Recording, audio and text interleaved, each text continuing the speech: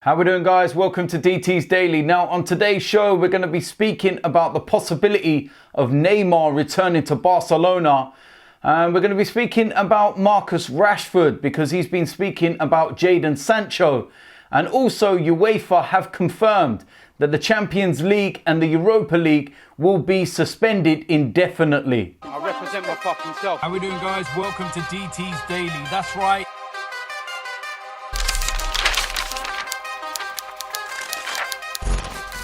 So the first place we're going to start is Barcelona, and the reports that are saying that Neymar could be on his way back to Barcelona in a swap deal with Antoine Griezmann. Of course, there would have to be some money in there as well, because Barcelona, they're kind of valuing Griezmann around about the £88 million. And PSG, they're going to value Neymar at around about £135 million. Now, Barcelona hope to strike a part exchange deal for Neymar that would see Antoine Griezmann join Paris Saint-Germain this summer. The Catalan club are prepared to let Griezmann go after just one season to help fund the priority signings of Neymar and Inter Milan striker Lautaro Martinez, as the financial crisis brought on by the coronavirus bites at the Nou Camp. They are said to value the France star at £88 million and will look to sell him elsewhere if neither the player nor PSG, who reportedly value Neymar at £135 million, have any interest in such a deal. Transfers, of course, as expensive as these, look increasingly unlikely, as even the richest clubs in Europe count the cost of their operations being postponed amid the pandemic. Barcelona captain Lionel Messi announced last week that he and his teammates had agreed to take a 70% pay cut to help secure the club's financial stability through the pandemic, while taking another dig at directors for suggesting the squad have been reluctant to do so. Messi has appeared to clash with the Barcelona board numerous times over the past few months, and was one of several key players disappointed not to see the return of Neymar last summer, as Barcelona's considerable efforts to re-sign him proved unsuccessful, and only Griezmann was added to the forward line in a £105 million deal from Atletico Madrid. Griezmann believes he still has a future at the club and is said to be taking part in promoting the new Barcelona kit for next season in the near future. But he could fall to fourth or fifth choice forward should Barcelona somehow manage to land Neymar and Lautaro without his sale. Of course, behind Messi and Luis Suarez as well. The 29-year-old Griezmann has scored only 8 times in 26 La Liga appearances this season, plus 2 more in the Champions League and a further 4 in other cup competitions. Re-signing Messi to a new contract also remains a priority for Barcelona, because he is going into the last year of his deal. So that, of course, is a priority, because despite his age and everything else, they wouldn't want to lose him, because you imagine him signing for somewhere else on a free.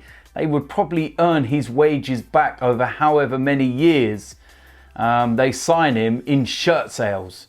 But yeah, it hasn't been the greatest of times for Griezmann. It always seemed a bit of a strange deal for me, and he just didn't kind of fit that Barcelona mould. There was reports and talks of Messi not really liking him, and we've heard these stories before that Messi, if he doesn't like you, you're not going to be at Barcelona for much longer.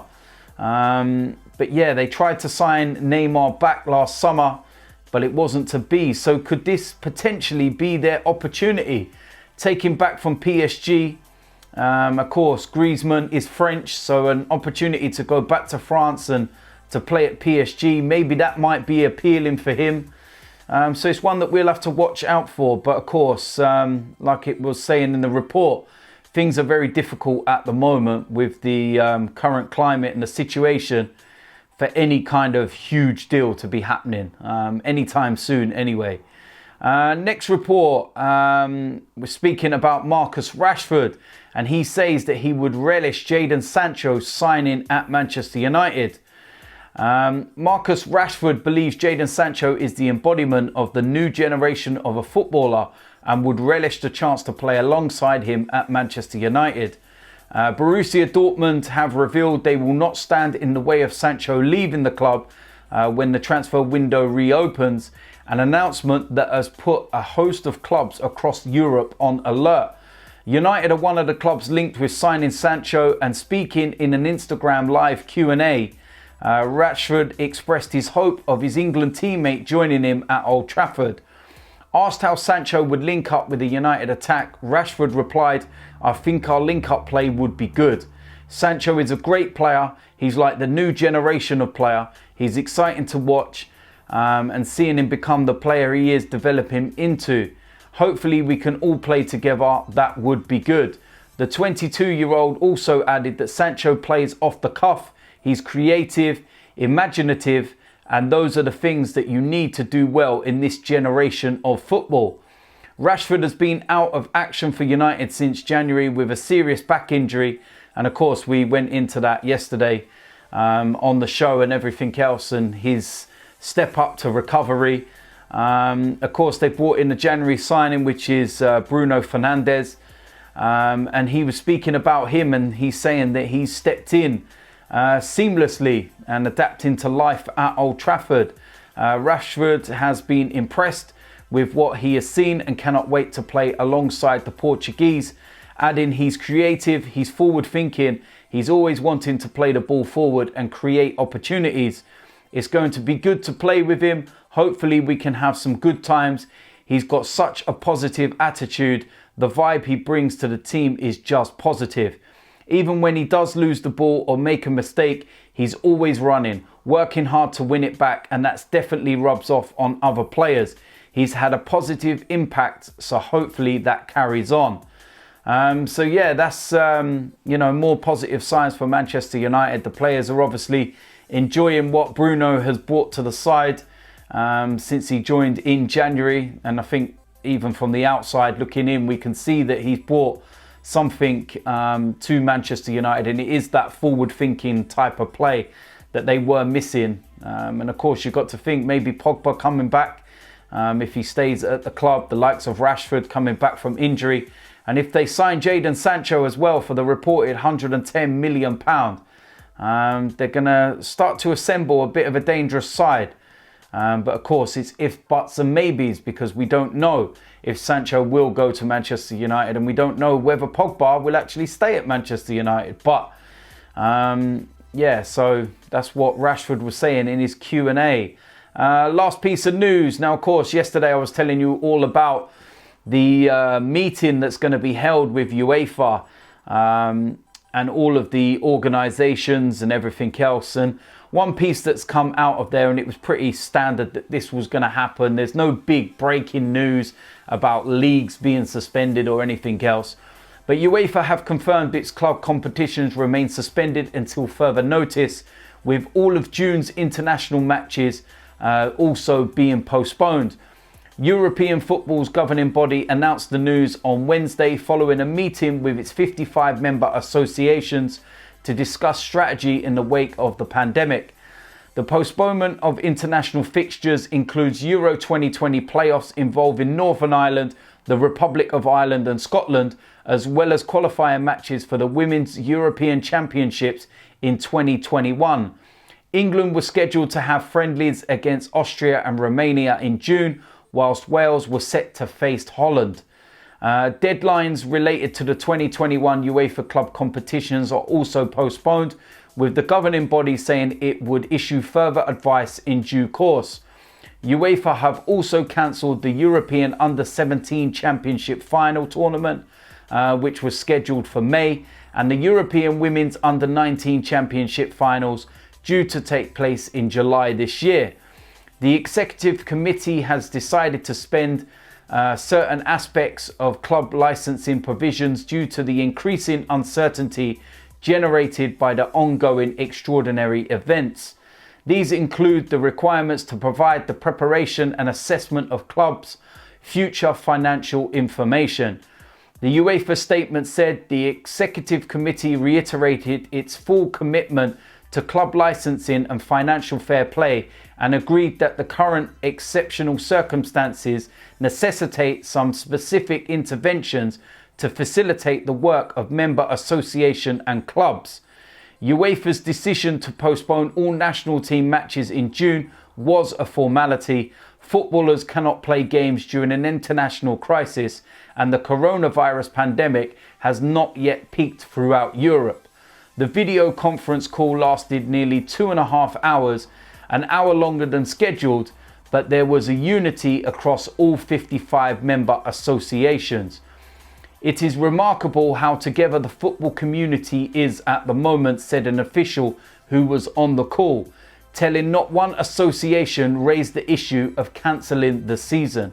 European football wants to finish the current season, even if there is a growing acceptance that the preferred deadline of June the 30th is likely to be further delayed. Various scenarios were discussed, including turning international fixtures into 3-game slots rather than the current 2-game windows.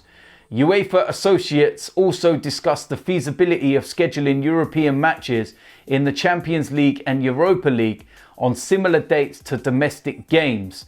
They are walking towards anything which reduces the prospect of having to drop games.